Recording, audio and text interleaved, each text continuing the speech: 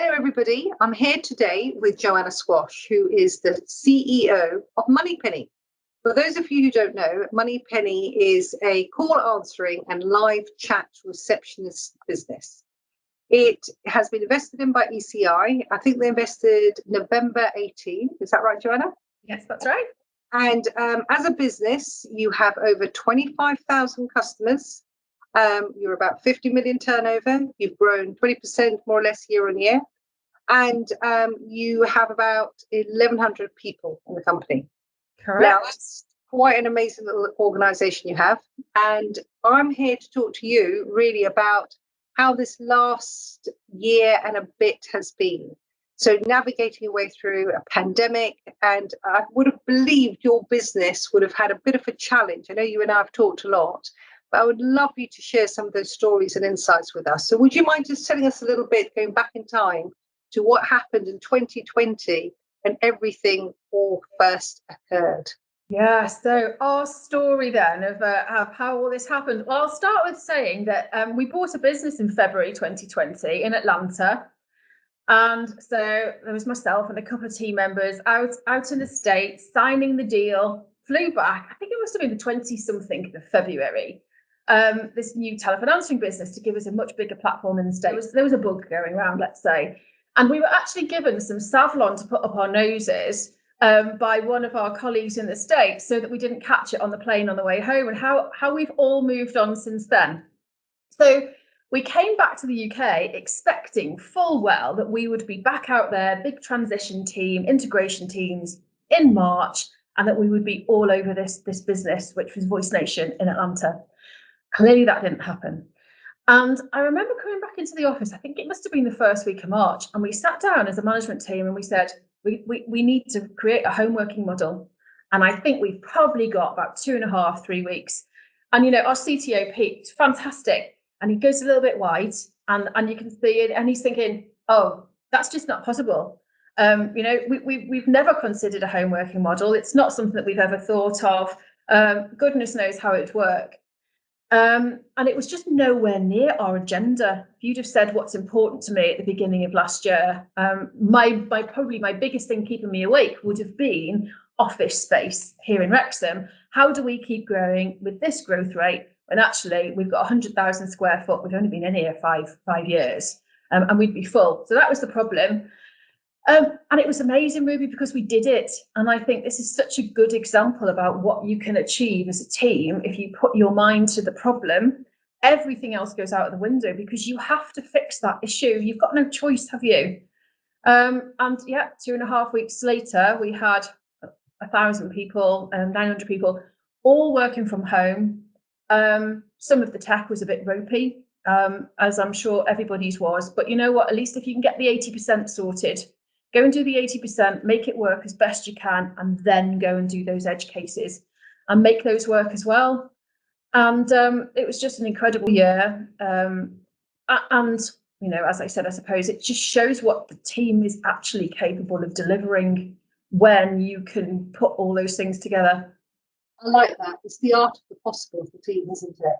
Now, what I wouldn't mind asking you now is, you and I had a chat about April time last year as well, you know, just after a lockdown happened, before any vaccine was out there. And I think your business, along with a lot of others, including our own, was going through a bit of a challenging time then. And I remember having a conversation with you. One of the reasons why I love talking to people like you is you're so positive and optimistic, even at what I call one of the toughest points. Would you mind just expanding on that and just talk a little bit about that journey from that low point, our chat, April-ish, through to how you sort of evolved it, got people together, got the real camaraderie going amongst the team to sort of do more?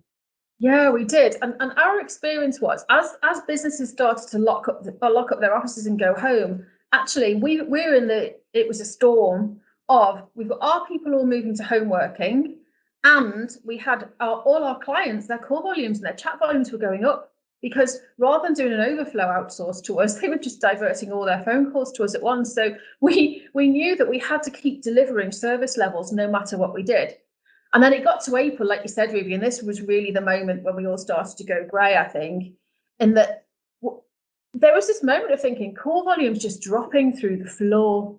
We were about 50% of our normal call volumes. Chat actually didn't have that much of an impact. And interestingly, the States didn't have that much of an impact either. But I think that was that whole approach to the market.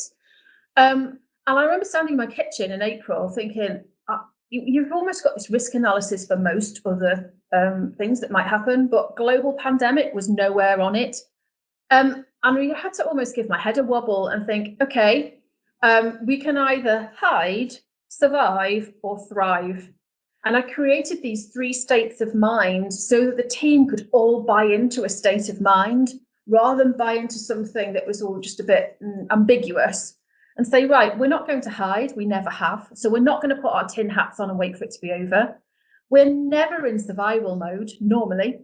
We're normally operating in thrive mode, where we put money towards marketing campaigns. And I'd say it doesn't matter if it works. Of course it matters, but actually what you need is the confidence to go and do stuff.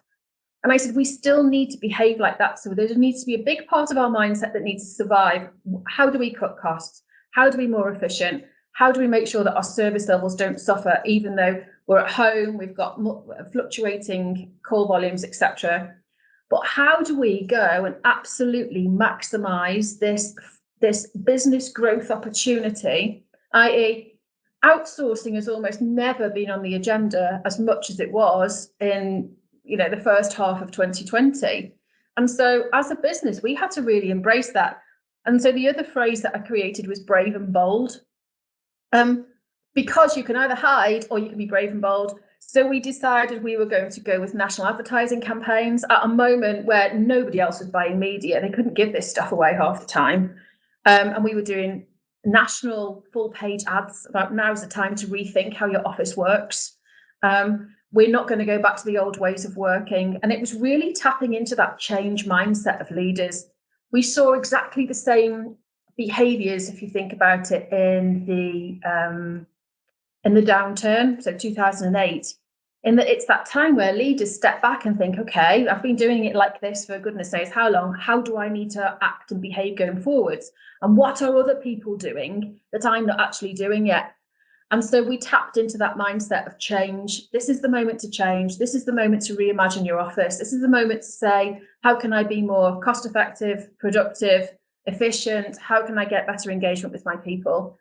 And I think that's really come through. That's why we had a good year in 2020. We beat our original business plan.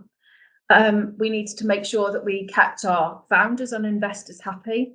We needed to make sure that we kept our clients and their callers and their chat visitors happy. And our people and engagement was absolutely critical. So for me, the optimism came from making sure we looked after all those stakeholder groups and think, what do I want? If I'm wearing their shoes right now, how do I want to behave? And what's happening in the overall market? And let's be brave and bold, and let's go and drive change, which we did. And look, I wish I'd kept a diary, I kept thinking, I need to start writing some of this stuff down. And those feelings at the time when you're just thinking, okay, let's just go for it now. It's really key.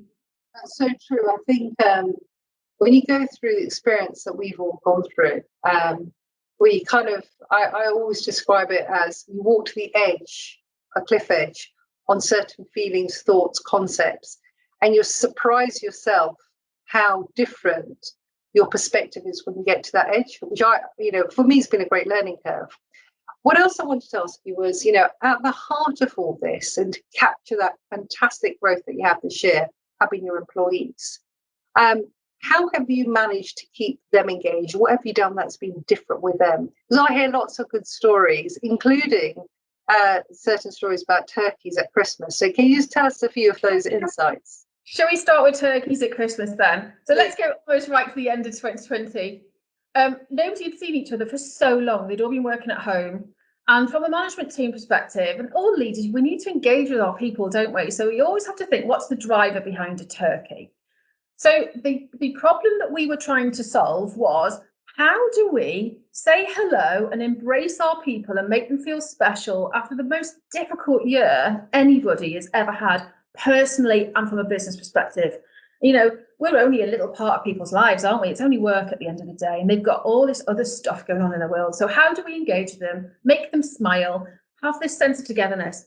And also, how do we drive recruitment in Wrexham? But what we do is drive social media locally so that you get a great reputation. And we came up with the idea of a turkey truck. So it was cluck and collect. Thank you. Okay, that was mine. It was cluck and collect in the car park. We had the management team dressed up in turkey suits, and they drove up. They had to pimp their car up, so they had to have all Christmas decorations and everything all over their cars. They could have nut roasts, hams, or turkeys. We built a bot in Workplace so they could order everything. I love Workplace, by the way. We need to talk about that too. And they drove up, and it was pouring with rain, and I think that just actually added the cherry on the top, because we were freezing cold, absolutely soaked, freezing cold. But we did it, and it was amazing. And it's just that sense of bringing everybody together to do something.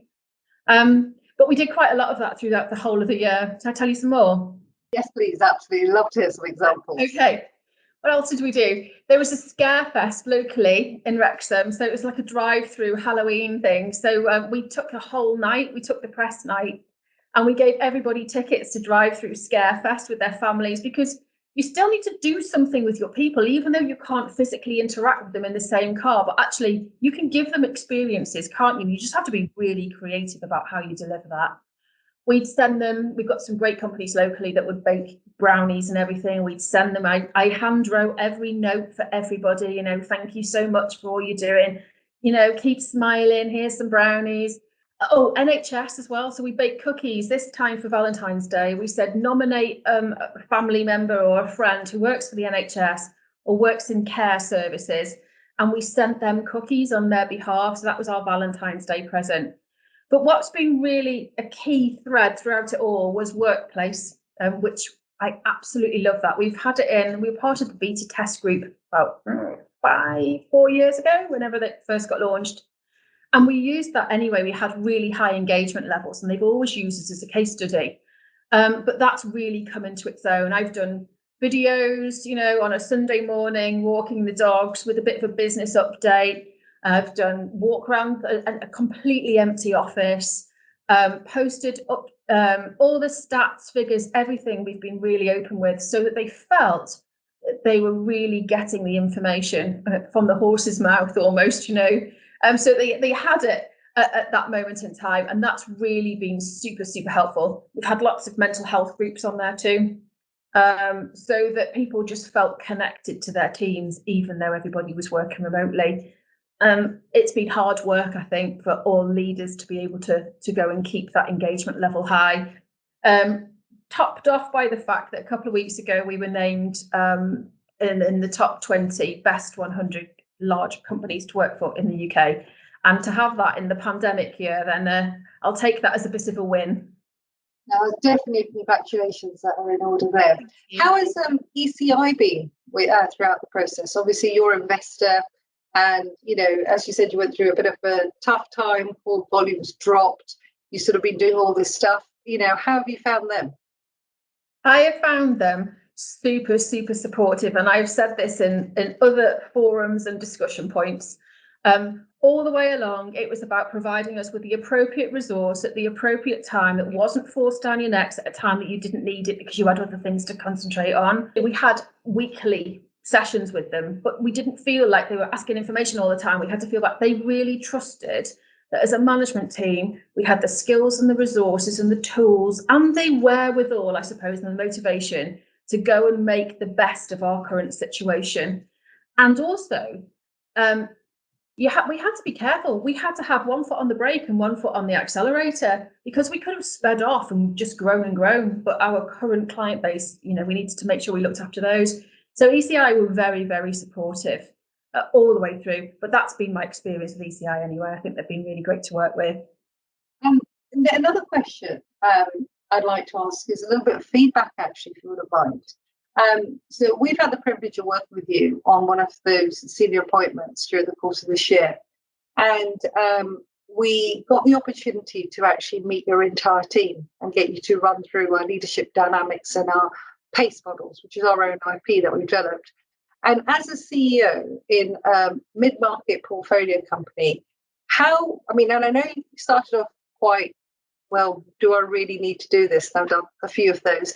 Give me a bit of an honest bit of feedback as to how you found it and was it useful in the process?